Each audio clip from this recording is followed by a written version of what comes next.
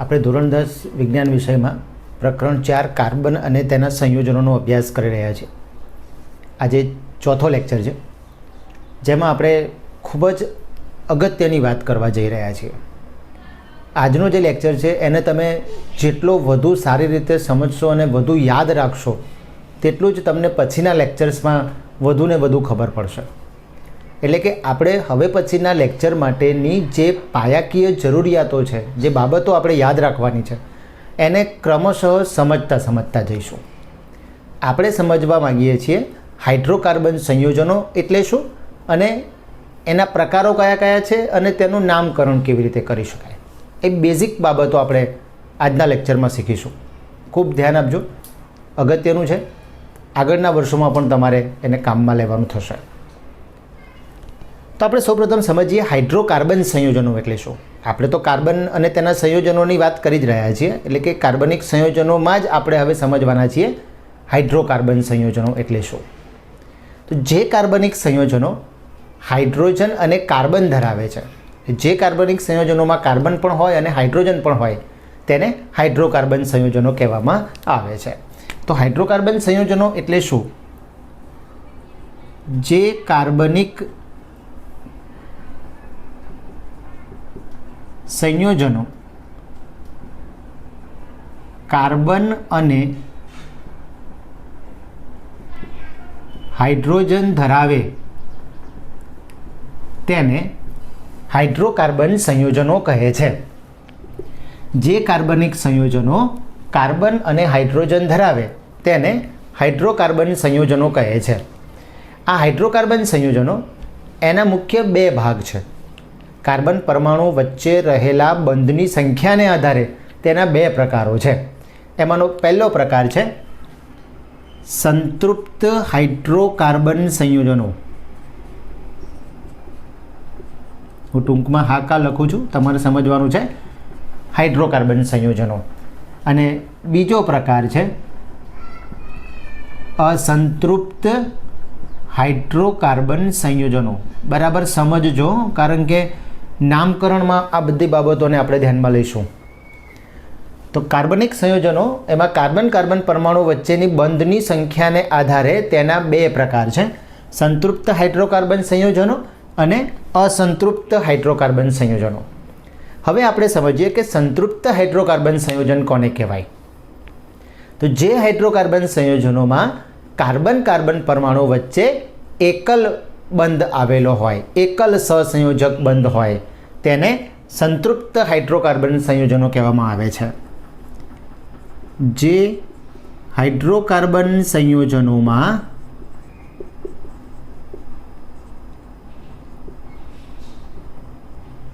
Carbon પરમાણુની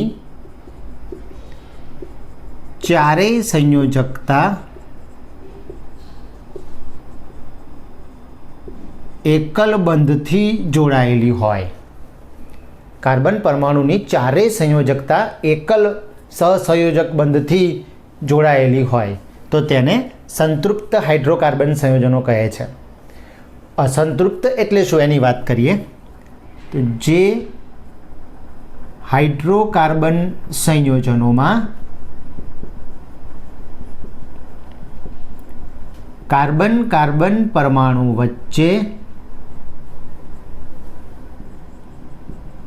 એક કે તેથી વધુ દ્વિબંધ કે ત્રિબંધ હોય તેને અસંતૃપ્ત હાઇડ્રોકાર્બન સંયોજન કહે છે. સંતૃપ્ત એટલે કાર્બન પરમાણુની ચારેય સંયોજકતા એકલ સહસંયોજક બંધથી જોડાયેલી હોય, અને અસંતૃપ્ત એટલે કાર્બન પરમાણુ વચ્ચે ઓછામાં ઓછો એક, એટલે એક કે તેથી વધુ દ્વિબંધ કે ત્રિબંધ આવેલા હોય તો તેને અસંતૃપ્ત હાઇડ્રોકાર્બન સંયોજનો કહે છે. સંતૃપ્ત હાઇડ્રોકાર્બન સંયોજનો એટલે શું? તો સંતૃપ્ત હાઇડ્રોકાર્બન સંયોજનો જેને આપણે આલ્કેનના નામથી ઓળખીશું. યાદ રાખજો, આ બધું બરાબર યાદ રાખજો. આલ્કેન એટલે સંતૃપ્ત હાઇડ્રોકાર્બન સંયોજન, એટલે કાર્બન પરમાણુની ચારેય સંયોજકતા એકલ બંધથી જોડાયેલી હોય. આ બધી બાબત એકબીજા સાથે યાદ રાખજો. સંતૃપ્ત એટલે આલ્કેન એટલે કાર્બન પરમાણુની ચારે સંયોજકતા એકલ સહસંયોજક બંધથી જોડાયેલી હોય. કાર્બન પરમાણુની ચારે સંયોજકતા એકલ સહસંયોજક બંધથી જોડાયેલી હોય એટલે એ સંતૃપ્ત છે અને સંતૃપ્તને કહેવાય આલ્કેન. કોઈ પણ પ્રકારે બધા ત્રણેયનું કનેક્શન છે તમારે યાદ રાખવાનું છે. તો સંતૃપ્ત હાઇડ્રોકાર્બન સંયોજન કે જેમાં કાર્બન પરમાણુની ચારે સંયોજકતા એકલ બંધથી જોડાયેલી હોય તેને આપણે આલ્કેન તરીકે ઓળખીશું. અને આ જે આલ્કેન શ્રેણી મળશે એ આલ્કેન શ્રેણી એના દરેકની નામની પાછળ એન પ્રત્યય લાગશે. આ યાદ રાખજો. જેની પાછળ એન પ્રત્યય લાગે ને તે બધા આલ્કેન. ગમે ત્યાં લાગુ ન પડે હો. કોઈના નામની પાછળ હોય તો તમે હિરેનને આલ્કેન ના કહેતા. એ તો હમણાં તમને સમજાવું છું કે ક્યાં લાગે છે. તમને કાર્બનિક સંયોજન માટેના એકડા શીખવાડું ત્યારે વાત કરીએ. પણ અત્યારે યાદ રાખો કે સંતૃપ્ત એટલે કે આલ્કેન જેમાં નામની પાછળ એન પ્રત્યય લાગે છે. અને આ આલ્કેન શ્રેણીના સંયોજનનું અણુસૂત્ર બનાવવું છે તો એનું આપણે એક સામાન્ય સૂત્ર યાદ રાખી લઈશું. હું અહીંયા ટૂંકમાં લખું છું સાસુ. સામાન્ય સૂત્ર સાસુ એટલે કે સામાન્ય સૂત્ર વગર ઉદ્ધાર થવાનો નથી. એટલે તમારે યાદ રાખવાનું છે કે સામાન્ય સૂત્ર વગર ઉદ્ધાર નથી. તો એ સૂત્ર શું છે એ યાદ રાખી લઈએ. CnH2n+2 જ્યાં n is greater than or equal to 1. એટલે કે એનની જગ્યાએ 1 2 3 4 આ પ્રમાણે લખી શકાય. આ જે સામાન્ય સૂત્ર આપણે અહીં લખ્યું છે એ સામાન્ય સૂત્રમાં એનની જગ્યાએ 1 લખીશું એટલે એક કાર્બન પરમાણુ ધરાવતા આલ્કેનનું સૂત્ર મળશે. 2 લખીશું તો 2, 3 લખીશું તો 3. સમજો છો ને?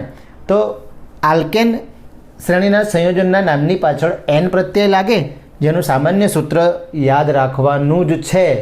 CnH2n+2 જ્યાં n is greater than or equal to 1 એટલે કાર્બન પરમાણુની સંખ્યા 1થી શરૂ થાય. n એટલે કાર્બન પરમાણુની સંખ્યા, પૂર્ણાંક જ હોય, અપૂર્ણાંક નહીં લખાય.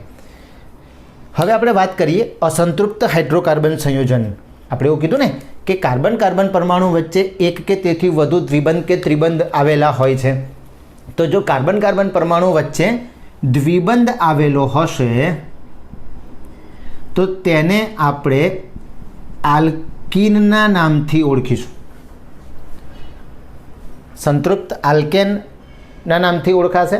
અસંતૃપ્તમાં કાર્બન કાર્બન પરમાણુ વચ્ચે દ્વિબંધ છે તો એને આલ્કીનના નામથી ઓળખીશું. અને તેના નામની પાછળ ઇન પ્રત્યય લાગે. આલ્કેન એન પ્રત્યય લાગે, આલ્કીન ઇન પ્રત્યય લાગે. નામની પાછળ ઇન લખવાનું. જ્યારે આપણે આલ્કીન સંયોજનોના નામકરણની વાત કરીશું ત્યારે કાર્બન કાર્બન પરમાણુ વચ્ચે દ્વિબંધ હશે ને ત્યારે આપણે પાછળ કયો પ્રત્યય લગાવીશું? ઇન પ્રત્યય લગાવીશું. અને એનું સામાન્ય સૂત્ર પણ આપણે યાદ રાખી લઈએ. આલ્કીન શ્રેણીના સંયોજનોનું સામાન્ય સૂત્ર CnH2n. અહીંયા CnH2n+2 હતું, અહીંયા CnH2n થયું જ્યાં n ઇઝ ગ્રેટર ધેન 1. એક કરતાં વધુથી શરૂ થાય, એક ન લઈ શકાય. એટલે કે એક કાર્બન પરમાણુ ધરાવતો આલ્કીન અસ્તિત્વ ધરાવતો નથી. કારણ કાર્બન કાર્બન પરમાણુ વચ્ચે એટલે ઓછામાં ઓછા 2 કાર્બન તો જોઈએ જ. એટલે તમને કોઈ એમ પૂછે કે એક કાર્બન પરમાણુ ધરાવતો આલ્કીન જણાવો તો ન મળે. આ આપણને સમજ હોવી જ જોઈએ. જો આપણે સામાન્ય સૂત્ર યાદ રાખ્યું છે ને તો આપણે આ સરળતાથી કહી શકીશું કે n ઇઝ ગ્રેટર ધેન 1 છે. એનની સંખ્યા 1 કરતાં વધારે છે એટલે એક કાર્બન પરમાણુ ધરાવતો આલ્કીન હોઈ શકે નહીં. હવે જો કાર્બન કાર્બન પરમાણુ વચ્ચે ત્રિબંધ આવેલો છે, કાર્બન કાર્બન પરમાણુ વચ્ચે ત્રિબંધ આવેલો છે તો તેને આપણે આલ્કાઇનના નામથી ઓળખીશું. આલ્કાઇન નામની પાછળ આઇન પ્રત્યય લાગશે. નામની પાછળ આઇન પ્રત્યય લાગશે. અને તેનું પણ આપણે સામાન્ય સૂત્ર યાદ રાખી લેવાનું છે. તો તેનું સામાન્ય સૂત્ર છે CnH2n-2 n is greater than 1. અહીંયા પણ એક કાર્બન પરમાણુ ધરાવતો આલ્કાઇન હોઈ શકે નહીં, 2 કાર્બનથી શરૂ થશે. તો ધ્યાનમાં શું રાખવાનું થયું? હાઇડ્રોકાર્બન સંયોજન એટલે શું? જે કાર્બનિક સંયોજનો કાર્બન અને હાઇડ્રોજન ધરાવે તેને હાઇડ્રોકાર્બન સંયોજનો કહેવાય. તેના કાર્બન કાર્બન પરમાણુ વચ્ચેની બંધની સંખ્યાના આધારે આપણે મુખ્ય બે ભાગમાં વર્ગીકરણ કરી રહ્યા છીએ. સંતૃપ્ત હાઇડ્રોકાર્બન સંયોજનો કે જેમાં કાર્બન પરમાણુની ચારેય સંયોજકતા એકલ બંધથી જોડાયેલી હોય, અને અસંતૃપ્ત હાઇડ્રોકાર્બન સંયોજનો એટલે કે કાર્બન કાર્બન પરમાણુ વચ્ચે એક કે તેથી વધુ દ્વિબંધ કે ત્રિબંધ આવેલા હોય. અને સંતૃપ્ત હાઇડ્રોકાર્બન સંયોજનો એટલે આલ્કેન નામની પાછળ એન પ્રત્યય લાગે. સામાન્ય સૂત્ર CnH2n+2 છે. ખાસ નોંધવા જેવી બાબત છે કે n is greater than or equal to 1. એક કાર્બન પરમાણુથી આલ્કેનની શરૂઆત થશે. દ્વિબંધ હોય તો આલ્કિન નામની પાછળ ઇન પ્રત્યય લાગે. સામાન્ય સૂત્ર શું કહીએ છીએ? સામાન્ય સૂત્ર CnH2n n is greater than 1. એક કરતાં વધારે કાર્બનથી જ શરૂ થાય, એટલે કે એક કાર્બન પરમાણુ ધરાવતો આલ્કિન પણ ના હોય અને આલ્કાઇન પણ ના હોય. ત્રિબંધ હોય કાર્બન કાર્બન પરમાણુ વચ્ચે તો આલ્કાઇન કહેવાય. નામની પાછળ આઇન પ્રત્યય લાગે. અને સામાન્ય સૂત્ર તો તમારે તૈયાર કરવાનું જ છે. n is greater than 1. આ એક નોંધવા જેવી બાબત છે. હવે આપણે નામને બનાવતા શીખવા છે. પણ નામને બનાવતા શીખતા પહેલાં મેં તમને હમણાં કીધું ને કે મારે તમને થોડાક એકડા શીખવાડવા છે. એકડા એટલે એ નહીં, આપણે જે રસાયણ વિજ્ઞાન માટે યાદ રાખવાના છીએ એ એકડાની વાત કરીશું. તો એને તમારે શું યાદ રાખવાનું છે એ બરાબર સમજજો. એ તમને આવડશે ને તો તમે નામકરણ કરતાં શીખી જશો. તમારે યાદ રાખવાનું છે meth, eth, prop, but, pent, hex, hept, oct, non અને ડીક. આ એકડા જ 1 2 3 4 5 6 7 8 9 10 લખ્યા છે. આ ન આવડે ને તમને તો તમને કાર્બનિક સંયોજનનું નામકરણ ન આવડે, ગોખવા પડે. અને ગોખવાથી મેળ પડવાનું નથી. એટલે તમારે આ બેઝિક જે છે ને એ યાદ રાખવાનું છે. બરાબર તૈયાર કરજો. પેલું આપણે mono, di, tri, tetra, penta, hexa, hepta, octa એવું કીધેલું છે ને, એવી રીતના આને meth, eth, prop, but, pent, hex, hept, oct, non, dec આવું યાદ રાખવાનું છે. એટલે આ જે લખ્યું છે ને એ તમારે તૈયાર કરવાનું છે. 1 2 3 4 5 6 7 8 9 10. એટલે 5 કાર્બન પરમાણુ હોય ને એટલે આપણને પેન્ટ યાદ આવવું જોઈએ. પછી પાછળ પ્રત્યય લગાડીને જે બને તે પ્રત્યય કયા લાગે આપણે હમણાં વાત કરી રહ્યા છીએ. આલ્કેન તો એન, આલ્કિન તો ઇન, આલ્કાઇન તો આઇન. આગળ ક્રિયાશીલ સમૂહ આવશે એમ પાછું બદલાશે. એટલે જ્યાં સુધી તમને આ બેઝિક નહીં ખબર હોય ને, 8 કાર્બન પરમાણુ ધરાવતા સંયોજનનું જ્યારે નામ આપવા જઈશું ત્યારે ઓક્ટ યાદ આવવું જોઈએ. એટલે meth, eth, prop, but, pent, hex, hept, oct, non, dec 1 2 3 4 5 6 7 8 9 10 ક્રમિક રીતે આપણને આવડવા જોઈએ. હવે જો તમે આને યાદ રાખો છો ને તો હવે આપણે જે કામ કરવા જઈ રહ્યા છીએ એમાં તમને વધુ સારી સમજ પડશે. ક્યાંથી નામ આવ્યા છે ને એ તમે સમજી શકશો. આપણે કેટલાક આલ્કેન એના નામ અને એના અણુસૂત્રો લખીએ. અહીંયા મેં 1 2 3 4 5 એ કાર્બન પરમાણુની સંખ્યા દર્શાવી છે. આપણે વાત કરવી છે કે એક કાર્બન પરમાણુ ધરાવતો આલ્કેન એટલે આપણા પાસે શબ્દ છે મિથ.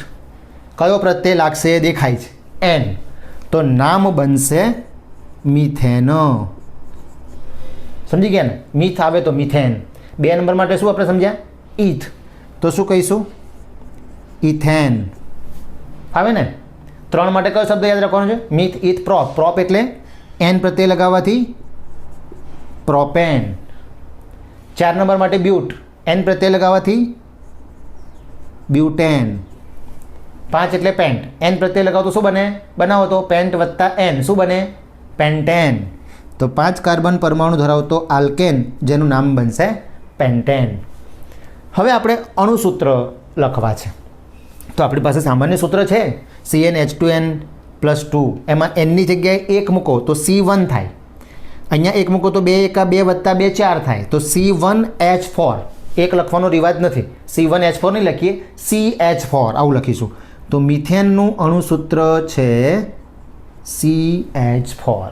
છે ને સહેલું? સામાન્ય સૂત્રમાં કિંમત મૂકો એટલે ઇઝી થાય. 2 મૂકો તો અહીંયા 2, અહીંયા 2 દુ 4, 4 વત્તા 2 એટલે 6. તો શું બને? C2H6. 3 મૂકો 3, અહીંયા 3 દુ 6 વત્તા 2 એટલે 8. તો શું બને? C3H8. ચલો 4 મૂકો. 4 મૂકવાથી C4, અહીંયા 4 દુ 8, 8 અને 2 10. તો શું બનશે? C4H10. ચલો 5 મૂકો, જાતે ગણો તો અહીંયા 5, અહીંયા 5 દુ 10 વત્તા 2 12, તો શું બને? પેન્ટેનનું અણુસૂત્ર C5H12. એટલે તમને જો એમ પૂછે ને કે બ્યુટેનનું અણુસૂત્ર લખો, તો બ્યુટ એટલે 4 કાર્બન પરમાણુ ધરાવતો આલ્કેન, કારણ કે બ્યુટેન એન પ્રત્યે લાગ્યો. સામાન્ય સૂત્ર વિચારી લો, CnH2n+2, એમાં એનની જગ્યાએ 4 મૂકો, અણુસૂત્ર બની જાય. અરે 9 કાર્બન પરમાણુ ધરાવતો પૂછે ને તો પણ બને, ગમે તે બની શકે. આપણને સામાન્ય સૂત્ર યાદ છે તો આ કામ આપણા માટે બહુ ઇઝી થઈ જવાનું છે. સમજો છો ને? બરાબર પ્રેક્ટિસ કરો, વારંવાર જુઓ. આ વિડીયો છે એને એક વખત નહીં, એને વારંવાર જોજો એટલે સમજાઈ જશે. અને આ સમજ પડી ગઈ તો પછીનું કામ જે છે એ આપણા માટે સરસ રીતે ચાલશે અને એમાં તમને સમજ પડી જશે. ચલો હવે આપણે આલ્કિન માટે વિચારીએ. કયો પ્રત્યય લગાવવાનો છે? ઇન. હવે હું એમ કહું કે 1 કાર્બન પરમાણુ ધરાવતો આલ્કિન લખવો છે, તો આપણે તો હસવું આવે ને, આપણને તો સમજ્યા પછી તો હસવું જ આવે ને. હોતો હશે સર, અહીં તો વાત કરી કે એનની સંખ્યા 1 કરતાં વધુ, એટલે કે કાર્બન પરમાણુ તો 1 કરતાં વધુ જ હશે. તો 1 કાર્બન પરમાણુ ધરાવતો આલ્કિન કે આલ્કાઇન હોઈ શકે નહીં. સમજી ગયા ને? એટલે મીથ પરથી મિથેન બનાવ્યું, પણ અહીંયા મીથ પરથી મિથિન કે અહીંયા મીથ પરથી મિથાઇન નહીં બને, નહીં બનાવવાનું. સમજો છો ને? આ યાદ રાખવાનું છે. કોઈ મિથેન કહે ને તો સૂત્ર આપવાનું, પણ કોઈ એમ કહે કે મિથિનનું સૂત્ર વિચારો આપો તો ના પાડી દેવાની ના હોય. કારણ કે 1 કાર્બન પરમાણુ ધરાવતો આલ્કિન કે 1 કાર્બન પરમાણુ ધરાવતો આલ્કાઇન હોઈ શકે નહીં. 2 નંબરથી સર થશે. તો હવે ખબર છે 2 માટે આપણે ઈથ સમજ્યા છીએ, તો ઇન પ્રત્યય લગાવો, ઈથ વત્તા ઇન તો શું બને? ઇથિન. 3 માટે શું યાદ રાખ્યું છે? પ્રોપ, તો શું બનશે? પ્રોપીન. પછી શું બનશે? બ્યુટીન. પછી શું બનશે? પેન્ટીન. ક્યાંક સાંભળ્યું એવું નામ લાગે છે, પેન્ટીન, હે ને? વિચારજો ક્યાં સાંભળ્યું છે. ઇથિન, પ્રોપીન, બ્યુટીન, પેન્ટીન, આવું થાય. હવે આપણે એમનું અણુસૂત્ર લખવું છે, તો એનની જગ્યાએ 2 મૂકીશું, તો C2 અને અહીંયા ડબલ 4 થઈ જશે. તો ઇથિનનું અણુસૂત્ર થશે C2H4, અહીંયા થશે C3H6, 2 તરી 6. ચલો અહીંયા થશે C4H8, 4 દુ 8. ચલો તો હવે આવડશે ને? C5H10. ચલો હવે આગળ આલ્કાઇન વિચારીએ. તો કયો પ્રત્યય લાગે છે? આઇન પ્રત્યય લાગે છે ને. તો અહીંયા શું બનશે? ઇથાઇન. પછી બનશે પ્રોપાઇન. પછી બનશે બ્યુટાઇન અને પછી બનશે પેન્ટાઇન. તમે 10 સુધીની પ્રેક્ટિસ જાતે કરી શકો છો. તમને એકડા શીખવાડી દીધા છે, બનાવજો. સમજ પડી ગઈ? મજા આવી જશે. અને તમે કાર્બનિક સંયોજનો, જે લોકોને ખૂબ જ અઘરો લાગતો વિષય છે ને, તમે એને સહેલો બનાવી શકો છો, સહેલાઈથી યાદ રાખી શકો છો. ચલો હું તમને અહીંયા એના અણુસૂત્ર કહી દઉં. તો આપણે 2 મૂકીએ તો 2 દુ 4, ડબલ કરીને 2 માઇનસ છે, તો C2H2 થયું. C3 ડબલ કરો, 3 દુ 6, 6માંથી 2 જાય 4, C3H4. હવે C4H6 અને C5H8. આપી દઉં ને તમને હોમવર્ક. શું હશે હોમવર્ક? આપણે 5 સુધી લખ્યા, તમારે 10 સુધી લખવાના.